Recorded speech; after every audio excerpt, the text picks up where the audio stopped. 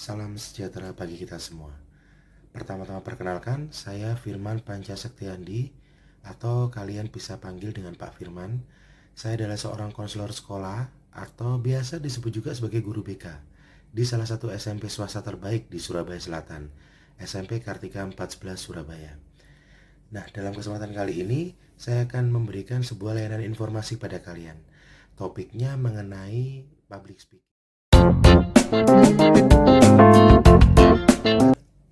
Kita saat ini akan membahas mengenai public speaking. Apa sih public speaking itu?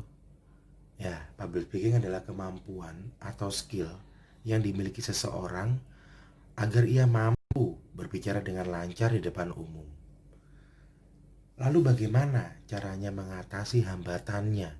Pastinya banyak sekali kesulitan atau hambatan yang mungkin kalian akan rasakan ketika kalian akan melakukan sebuah public speaking. Walaupun itu mungkin hanya menyampaikan materi atau berpidato atau apa di depan teman kalian sendiri. Nah, sebelumnya saya ingin tanya dulu, apa sih contoh public speaking itu? Banyak sekali contohnya. Seperti seorang penceramah atau seorang ustadz. Nah, dia menyampaikan sebuah materi atau sebuah ceramahnya itu tidak serta-merta disampaikan begitu saja. Dia harus mendalami dulu materinya, mengerti dulu tujuan dari apa yang ia bicarakan. Baru kemudian dia sampaikan, dia susun apa saja yang perlu disampaikan. Sebenarnya tidak mudah, sulit sekali memang. Cuman tidak ada hal yang tidak mungkin. Kalau orang sudah terbiasa melakukan itu, maka dia akan lancar dengan sendirinya. Nah, sebelum melakukan public speaking, tentunya kalian harus mengerti dulu nih tujuannya. Apa sih tujuan public speaking itu? Untuk apa kalian melakukan pembicaraan atau kalian berbicara di depan umum itu untuk apa? Sebenarnya tujuan public speaking ada 3. Yang pertama yaitu menyampaikan informasi. Yang kedua itu melakukan influence atau mempengaruhi. Dan yang ketiga adalah mengikuti atau participated in. Akan saya jelaskan satu persatu. Nah, dalam public speaking yang bertujuan adalah menyampaikan informasi. Nah, seperti saya ini, saya melakukan public speaking untuk menyampaikan sebuah informasi, sebuah materi yang tujuannya nanti itu akan memberikan sebuah pesan pada kalian. Pesannya apa? Agar kalian dapat mampu melakukan public speaking dengan baik. Lalu tujuan yang kedua adalah melakukan influence atau mempengaruhi. Kalian mungkin ingat beberapa waktu yang lalu kampanye partai politik atau apa. Nah, ini salah satunya, yaitu mempengaruhi orang. Mempengaruhi apa? Mempengaruhi masyarakat agar memilih dirinya, entah sebagai wakil rakyat atau caleg ataupun presiden. Itu mempengaruhi. Dan yang terakhir, tujuan yang terakhir adalah participated in atau mengikuti. Nah, seperti ustadz, penceramah atau pastor di gereja itu ketika melakukan sebuah ceramahnya atau sebuah kebaktian, nah itu kan tujuannya dia agar masyarakat, agar umatnya ini mengikuti apa yang dia lakukan atau apa yang dia bicarakan. Jadi seperti contohnya mengajak untuk beribadah, sholat 5 waktu, rajin ke gereja. Nah, ini salah satu contoh public speaking dalam tujuan participated in atau mengikuti. Apa sih tips atau kiat agar kita sukses untuk melakukan public speaking? Ada beberapa tips sebenarnya. Yang pertama yaitu kalian harus mengerti dulu nih, mengerti tujuan apa yang akan kalian bicarakan. Setelah mengerti tujuan, tentunya kalian harus semangat dan yakin bahwa apa yang kalian sampaikan nanti akan berhasil. Nah, selain itu ada juga faktor pendukung lainnya seperti body language. Nah, body language itu bahasa tubuh. Gak mungkin kan orang melakukan public speaking cuman diem aja, gak menggunakan bahasa tubuh atau bagaimana. Gestur, penekanan suara, nada suara, itu juga mempengaruhi. Termasuk bercandaan atau jokes kepada audiensnya. Dan juga ini berinteraksi Nah, kalau seorang yang menonton sebuah ceramah atau sebuah pidato atau apa, ketika dia diajak berinteraksi, maka orang yang menonton itu akan lebih merasa dihargai.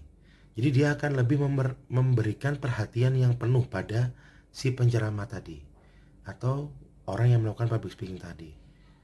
Jadi kita ajak mereka berinteraksi sesekali. Nah, ini contohnya seperti seseorang yang mengkampanyekan sebuah produk atau sales. Lah, sales ini bisa juga disebut public speaking. Ketika kita hanya menawarkan produk kita tanpa mengajak si penonton ini atau si audiens ini berinteraksi, maka orang akan mudah sekali teralihkan perhatiannya pada kita. Namun kalau kita ajak dia berinteraksi, kita tunjukkan produk kita, ini loh produk kita, kalian bisa menggunakan ini, dicoba dulu produknya. Nah, ini fitur-fiturnya seperti ini. Nah, maka si audiens ini akan merasa tertarik sehingga dia akan lebih fokus dan lebih memperhatikan apa yang kita sampaikan. Tentunya banyak. Memang kita harus akui, saya sendiri mengakui banyak sekali faktor penghambat dalam berpublic speaking. Yang pertama adalah rasa khawatir. Rasa khawatir di mana kita tidak akan mampu melakukan itu.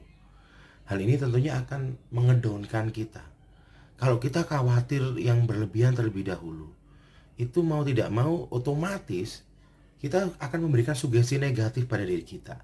Sehingga sebelum kita melakukan itu, kita sudah terdoktrin oleh pikiran-pikiran negatif dan akhirnya kita tidak bisa melakukan itu. Selain rasa khawatir, yaitu rasa takut menjadi bahan tertawaan. Nah, ini yang perlu kalian hindari. Orang melakukan public speaking tentunya tidak langsung lancar, tidak langsung bisa, tidak langsung mendapatkan perhatian sepenuhnya dari audiensnya. Nah, singkirkan rasa malu itu. Jangan malu, jangan takut ditertawakan atau apa. Yang paling penting adalah percaya diri. Percaya diri terlebih dahulu. Percaya diri yang kuat itu sangat-sangat mendukung berhasilnya public speaking. Nah, selain tadi percaya diri, malu, nervous, atau takut atau apa, kalian harus banyak berinteraksi dengan orang.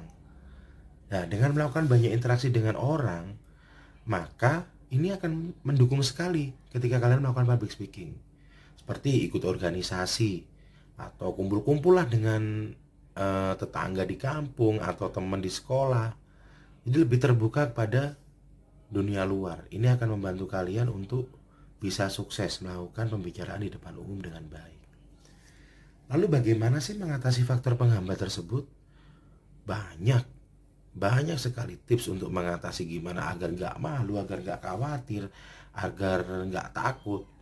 Nah, yang pertama adalah menyingkirkan semua pemikiran negatif yang ada di otak kalian sebelum melakukan public speaking tadi. Dan yakinlah bahwa kalian mampu berbicara di depan umum dengan baik. Dan yang paling penting, jangan jadikan ini sebagai beban. Jangan sekali-kali jadikan public speaking itu sebagai beban, tapi jadikan sebagai tantangan yang harus kalian taklukkan. Bangunlah rasa percaya diri kalian dan berlatihlah. Misalnya berbicara sendiri di depan kaca. Nah, berbicara di depan kaca ini akan membantu menumbuhkan rasa percaya diri. Sangat-sangat membantu. Dan itu tadi, banyak bersosialisasi dengan orang, dengan tetangga, ikut organisasi, semisal ikut Karang Taruna atau remaja masjid atau apalah itu. Itu akan sangat membantu kalian dalam melakukan public speaking. Tadi sudah dijelaskan kan mengenai apa itu public speaking, lalu faktor pendukungnya bagaimana, faktor penghambatnya apa, dan cara mengatasinya bagaimana. Nah, agar kalian lebih paham lagi mengenai public speaking, kalian bisa menyaksikan tayangan berikut ini. Tayangan berikut ini adalah sebuah contoh public speaking, namun dikemas dalam bentuk yang sangat menarik. Silakan disaksikan. Mamat Al-Katiri. Kalau di mata juri penampilan lu luar biasa, di mata gue biasa aja. Karena setahu gue juara bukan orang yang ngemis minta-minta juara di atas panggung.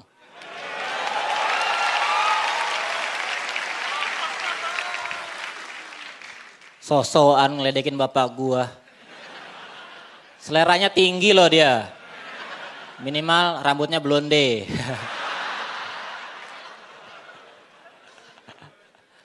Ya, juara itu butuh usaha gitu. Di Suci biasanya suka ada pola kalau yang bawa keluarga di malam grand final bakal juara. Makanya gue usaha bawa keluarga gue tercinta ke sini. Makasih ya, maaf ngerepotin nih. Ya. Tapi di sini juga ada keluarganya Mamat. Kebetulan gue yang bawa. Usaha gue juga ini ya.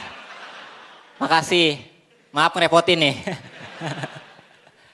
Tapi ya gue hampir percaya, hampir di setiap kompetisi yang ada di TV nasional, yang bisa juara tuh cuman orang-orang yang bisa ngangkat kisah sedih di hidupnya gitu. Makanya minggu kemarin tuh gue pulang ke rumah buat nyari informasi. Kira-kira apa yang bisa gue angkat gitu. Ada bapak gue tanya, "Pah, hidup kita tuh pernah gak baik-baik aja gak sih?" "Enggak kok." "Aduh apa gitu." Ada nyokap gue, "Mah punya utang gak?"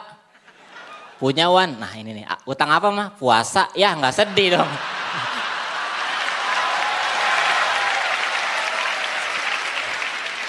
Terus gue bingung gitu apa yang harus gue angkat sampai akhirnya gue keluar ketemu Gembel, gue ajak ngobrol.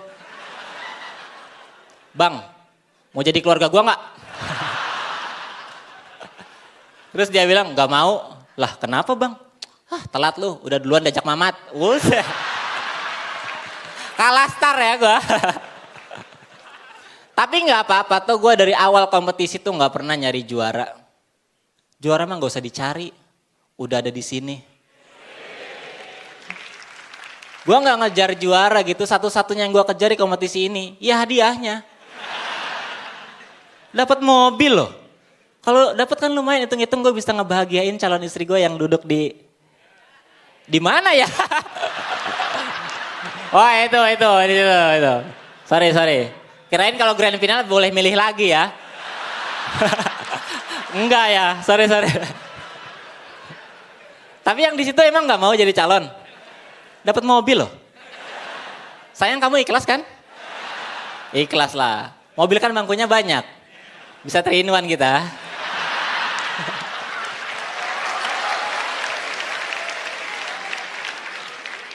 Gue kalau dapat motor mah ya biasa aja lah, udah punya.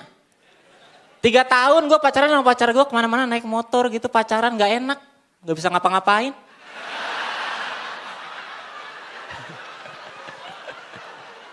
Ya kan sekali-kali pengen gitu gue ngerasain pacaran di mobil ya.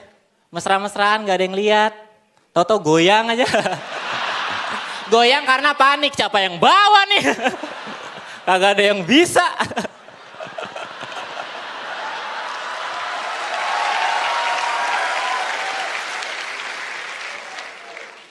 Gue gak terlalu ngejar juara karena Suci tuh unik. Lu mau juara 1, juara 2 lu punya peluang buat sukses gitu. Contohnya Abdur Arsyad juara 2, Suci 4 sukses. Main film.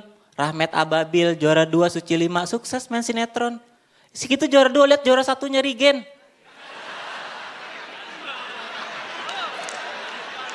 Lihat Rigen. Main apa dia?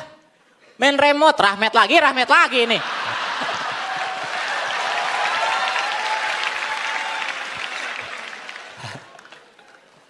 Ya gue tuh gak pernah nyari juara gitu, gue tampil aja, bikin materi aja.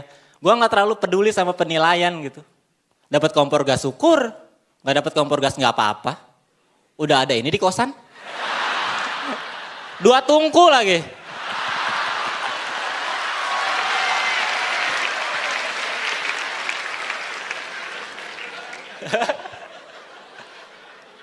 Gue gak ngincar juara, bahkan gue gak nyiapin strategi macam-macam buat bertahan di kompetisi ini dari awal. Gak kayak finalis lain, lihat Dani Beler.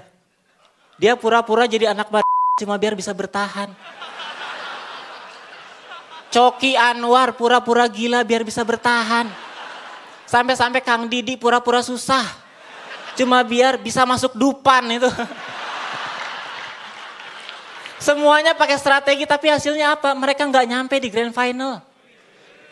Karena Kompas TV butuhnya komika yang jujur. Biar bisa jadi inspirasi Indonesia. Itu Kompas TV.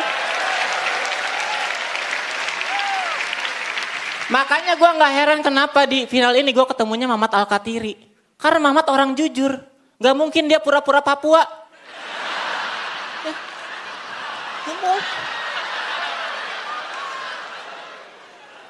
Kalau pura-pura peduli Papua mungkin.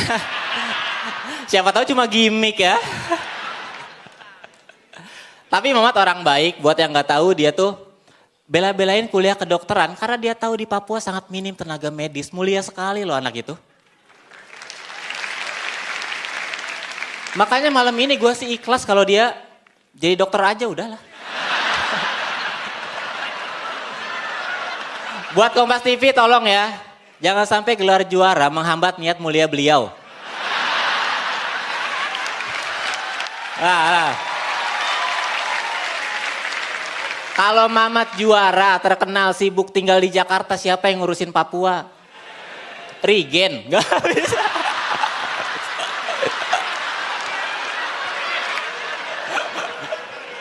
Mending gue aja lah gitu. Gue kalau juara gak bakal lupa sama teman-teman gue. Gue kalau terkenal pasti ngajak mereka. Gue pengen nyontoh Bang Panji. Bikin tour ngajak teman-teman komika yang lain. Atau kayak Calontong. Bikin program TV ngajak teman-teman pelawak yang lain. Jangan kayak Om Indro ya.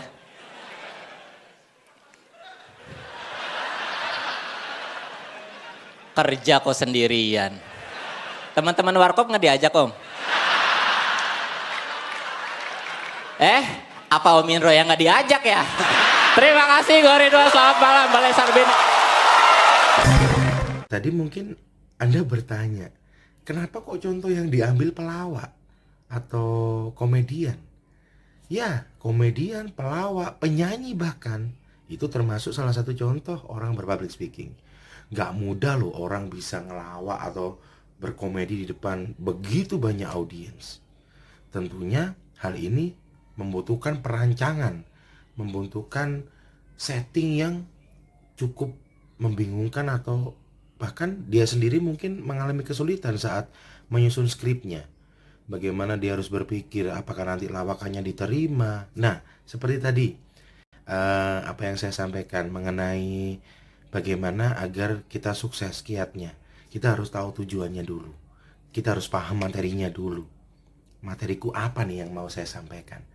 Nah ini, dari tayangan tadi kalian bisa memahami kan bagaimana dia begitu menguasai materinya, menguasai bahan komedinya sehingga membuat semua orang bisa tertawa terbahak-bahak.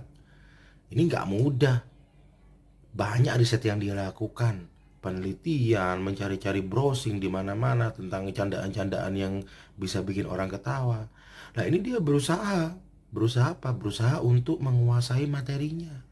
Nggak mungkin dong dia ngelawak di depan umum, ternyata dia nggak tahu apa yang dia lawakin atau apa yang dia akan bercandain. Tentunya dia akan blank, dia akan diem aja dan nggak tahu harus ngapain. Yang terjadi dia akan jadi bahan tertawaan sendiri. Pasti malu sekali. Nah, untuk itu tadi pentingnya melakukan riset atau mendalami materi apa yang akan kalian bicarakan. Ini sangat penting. Penggunaan intonasi juga, bagaimana dia tadi ada penekanan-penekanan di beberapa part bahasa tubuh. Bagaimana dia ekspresi wajahnya, ya bahasa tubuhnya sangat-sangat bagus sekali. Nah ini salah satu contoh sukses orang melakukan public speaking. Kalian bisa, pasti bisa. Saya dulu tidak bisa seperti ini, ngomong di depan umum atau bagaimana itu sangat-sangat tidak bisa. Saya seorang yang pemalu. Namun saya yakin, saya tanamkan bahwa saya bisa menguasai ini. Akhirnya alhamdulillah saya bisa menguasainya. Kalian pun juga bisa, pasti bisa. Yang penting satu, jangan nervous, jangan malu, jangan takut. Yakin, semangat, pahami materinya dan tujuan kalian apa, maka insya Allah nanti akan sukses. Jangan dulu membayangkan kalian memiliki audiens yang banyak sekali, jangan. Coba mungkin misalnya kalian salah satu siswa SMP atau bagaimana. Cobalah misalnya dalam presentasi atau apa, tugas di sekolah, angkat tangan. Pak, saya ingin menjelaskan pada teman-teman. Misalnya contohnya seperti itu. Atau saat tugas presentasi kalian maju sebagai salah seorang yang mempresentasikan materi tersebut. Nah, ini adalah latihan-latihan di mana yang membentuk nanti orang itu bisa lancar dan sukses berbicara di depan umum. Oke, baik, sekarang mungkin kalian lebih paham ya mengenai public speaking itu seperti apa.